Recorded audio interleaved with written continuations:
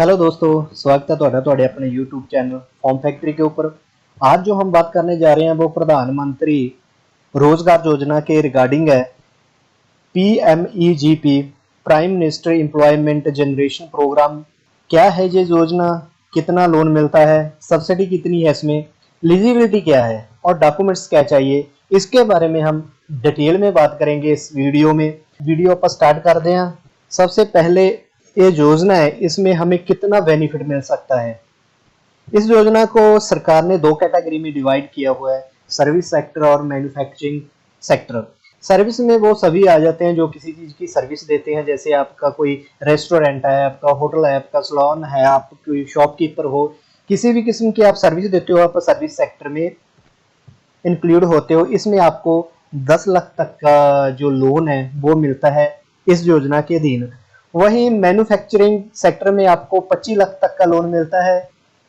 Manufacturing में सुई से लेके बड़ी से बड़ी चीज जहां पे निर्माण की जाती है वो सभी मैन्युफैक्चरिंग कैटेगरी में आते हैं, जैसे कोई स्पोर्ट्स की शॉप, कोई फैक्ट्री, जहां पे किसी भी चीज का निर्माण किया जाए वो सभी मैन्युफैक्चरिंग सेक्टर में आते हैं। डिटेल दी है सरकार ने, सर्विस में 10 और मैन्युफैक्चरिंग में 25 लाख। क्या है सभी को मिल जाता है? नहीं, इसमें भी कैटेगरी है, इसमें भी कुछ क्लाउज है, क्योंकि सरकार की जो भी सर्विस है उसमें कुछ ना कुछ क्लाउज होते हैं। सो सबसे पहले है जो इसमें वो है स्टडी का।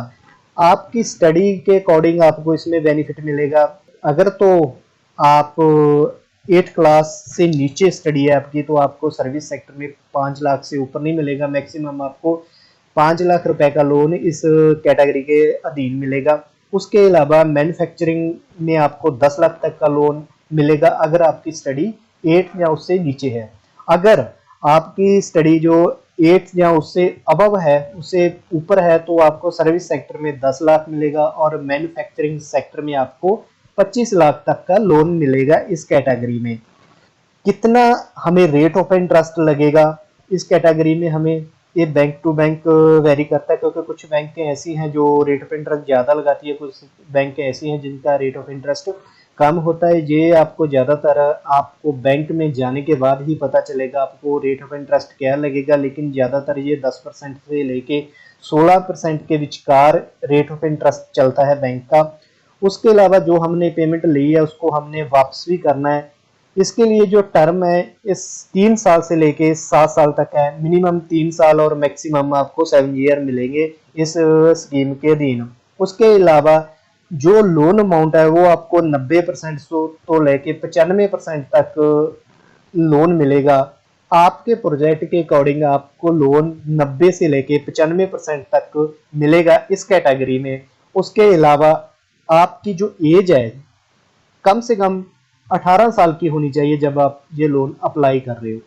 तो मैं बात करूं अभी 90% क्या हमें ऐसे ही मिल जाएगा? नहीं, इसके लिए भी काफ़ी क्राइटेरिया है। सबसे पहले मैं फंडिंग की बात करता हूं। फंडिंग कैटेगरी के अकॉर्डिंग है, सब्सिडी भी कैटेगरी के अकॉर्डिंग है। उसके बाद सेल्फ जो आपका कंट्रीब्यूशन करना है अमाउंट वो भी परसेंटेज है जो वो भी कैटेगरी के अकॉर्डिंग है। सबसे पहले मैं एरिया में प्रोजेक्ट एरिया, उसके बाद सब्सिडी है जो अर्बन और रूरल दो तरह की कैटेगरी सब्सिडी के अकॉर्डिंग डिवाइड की गई है। सबसे पहले जनरल में जो अगर आप अर्बन में हो और आपको सिर्फ 15% की सब्सिडी मिलेगी। अगर यही प्रोजेक्ट आप किसी रूरल एरिया में किसी गांव में लगाने जा रहे हो तो आपको 25% की सब्सिडी मिलेगी। वहीं आपको जनरल में आपको 10% का कंट्रीब्यूशन करना पड़ेगा। अगर तो आप मान लीजिए आप 10 लाख का प्रोजेक्ट लगा रहे हो तो 1 लाख आपको अपनी तरफ से स्पेंड करना पड़ेगा और 9 लाख रुपया सरकार आपको लोन के रूप में प्रोवाइड करेगी। वही मैं बात करूं, आप SC, ST, women, OBC, ex serviceman, physical handicapped, कोई पहाड़ी एरिया या बॉर्डर एरिया के रहने वाले हो तो आपको जो आप अर्बन में किसी शहरी क्षेत्र में अपना प्रोजेक्ट लगा रहे हो तो आपको 25% तक सब्सिडी मिलेगी। अगर आप किसी रूरल एरिया में प्रोजेक्ट लगा रहे हो तो आपको 35% तक सब्सिडी मिलेगी। यही आपको जो अपनी कंट्रीब्यूशन है अपने प्रोजेक्ट में 5% रहेगी है। आप 10 लाख का प्रोजेक्ट लगा रहे हो तो आपको सिर्फ 50,000 रुपया स्पेंड करना पड़ेगा। 9.5 लाख रुपया सरकार लोन के रूप में इस कैटेगरी के अधीन आपको प्रोवाइड करेगी। अभी हम इसको ना एक एग्जाम्पल के तौर पे डिफाइन करते हैं, समझते हैं कैसे ये सब सिस्टम चलता है। मान लीजिए आपका प्रोजेक्ट है जो 10 लाख का है और ये प्रोजेक्ट आप अर्बन में लगा रहे हो और आप एक जनरल इंसान हो, आप जनरल कैटेगरी में हो। इस 10 लाख का प्रोजेक्ट कैसा होगा? आपको अपनी तरफ से 1 लाख रुपया स्पेंड करना पड़ेगा। वहीं आपको लोन है जो 9 लाख रुपए का मिलेगा सरकार की तरफ से। आपकी सब्सिडी 15% के अकॉर्डिंग 1.5 लाख रुपया होगी। सब्सिडी को हम कैसे यूज करते हैं उसके बारे में हम आगे बात कर रहे हैं। जैसे मान लीजिए यही प्रोजेक्ट है, सब्सिडी आपकी 1.5 लाख रुपया, लोन आपका 9 लाख रुपया, और यहाँ पे आपको जो सब्सिडी है वो आपको नहीं मिलेगी, वो आपकी बैंक में ट्रांसफर होगी। बैंक में एक लॉकिंग पीरियड होता है जिसके अधीन ये अमाउंट है सेफ रहती है, पर इस पे आपको इंटरेस्ट नहीं मिलता। ये एक सिक्योरिटी की तरह से आपके बैंक में पड़ी होगी और उस इंटरेस्ट नहीं मिलेगा। आपने 9 लाख रुपया सरकार की तरफ से लिया लोन के रूप में, लेकिन आपको जो इंटरेस्ट पड़ेगा वो 7.5 लाख रुपए पे ही पड़ेगा। कहने का भाव, अगर आपको सब्सिडी में कोई बेनिफिट इंटरेस्ट के रूप में नहीं मिल रहा तो वहीं पे 1.5 लाख रुपए पे आपको कोई इंटरेस्ट भी नहीं पड़ रहा। सो इसका यही एक बेनिफिट है जिसके अकॉर्डिंग आपको 1.5 लाख रुपए पे कोई इंटरेस्ट नहीं पड़ेगा। उसके बाद बात कर लेते हैं, अगर हम ये लोन लेने जा रहे हैं हम इस स्कीम के अंतर्गत, तो हमें क्या डॉक्यूमेंट्स चाहिए। सबसे पहले तो हमें वोटर कार्ड चाहिए, उसके बाद हमें आधार कार्ड चाहिए, देन हमें पैन कार्ड चाहिए।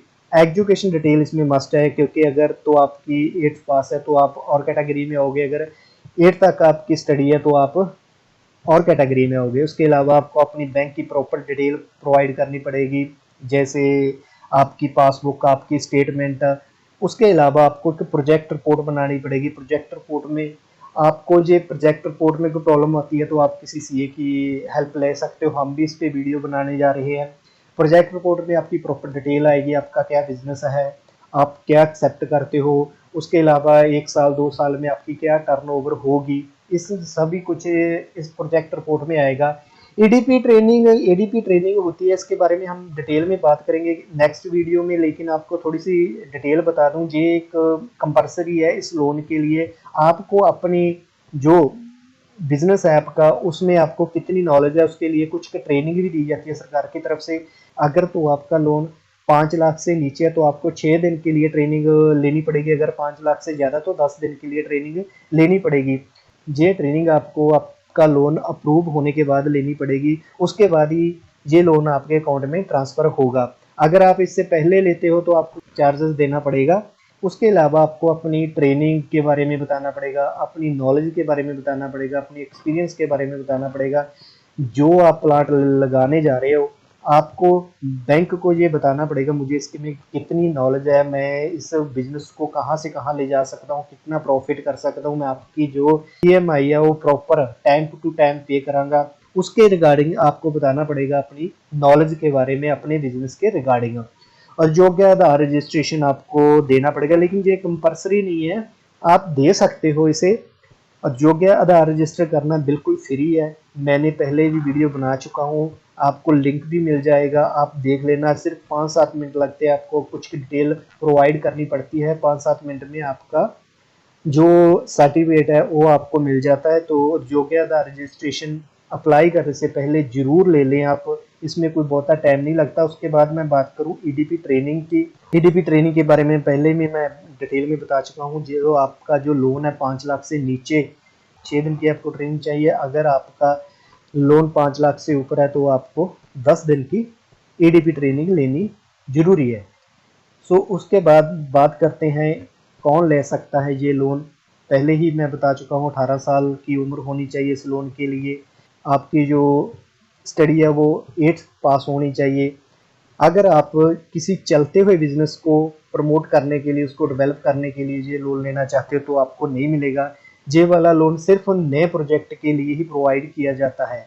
अगर आप आरपीएम या आरईजीपी किसी और संस्था से लाभ ले चुके हो सरकारी स्कीम के अंतर्गत तो आपको इस स्कीम में लाभ नहीं मिलेगा।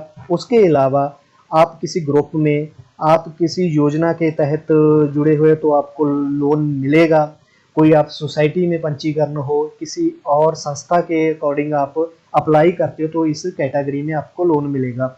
ये लोन लेने के लिए एक और कंडीशन आएगी, वो है सरकार ने एक लिस्ट जारी की है जो ऑलमोस्ट 344-45 कैटेगरी उसमें इंक्लूड की हुई है। अगर आपका नाम उस कैटेगरी में आता है तो आप लोन के लिए एलिजिबल हो।